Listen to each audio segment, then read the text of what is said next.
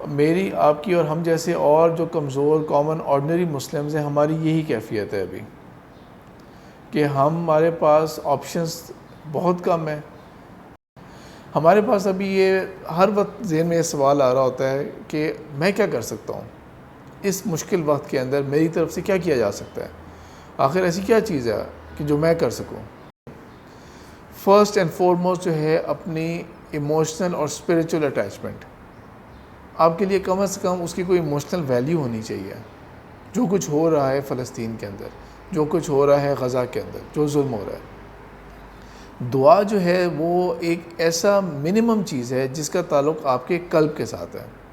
اگر آپ کی افیلیشن ہے، اگر آپ کی اٹیچمنٹ ہے، تو آپ کے دل سے دعا نکلتی ہے اور آپ کے دل سے بدعا نکلتی ہے. اس کا تعلق آپ کی ایموشنز کے ساتھ ہے. اور دعا کا تعلق جو ہے وہ سیدھا اللہ تعالیٰ کے ساتھ ہے. اب اللہ سے مانگ رہے ہوتے ہیں اپنی بیچارگی، اور اس عظیم ہستی سے آپ مانگ رہے ہوتے ہیں کہ جو سب کچھ کرنے کی قدرت رکھتی ہے. یہ ہو نہیں سکتا کہ فار ایگزامپل کہ ایک شخص ہے، اس کے اولاد میں سے بیٹا ہو یا بیٹی ہو، وہ بیمار ہے، ڈاکٹرز کہہ رہے ہیں کہ اس وقت کوئی دوائی نہیں دی جا سکتی، everything will be useless. Doctors in short ایک طرح سے جواب دے دیں کہ اب کچھ نہیں کیا جا سکتا.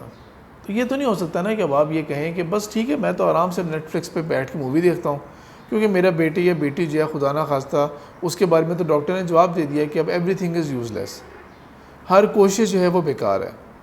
تو میں اپنے پیسے کیا ضرورت ہے ضائع کرنے کی، اپنی صحت ضائع کرنے کی کیا ضرورت ہے، میں نیٹ فلکس پہ موویز دیکھتا ہوں، میں رات کو آرام سے سوتا ہوں، میں بالکل ریلیکس کرتا ہوں.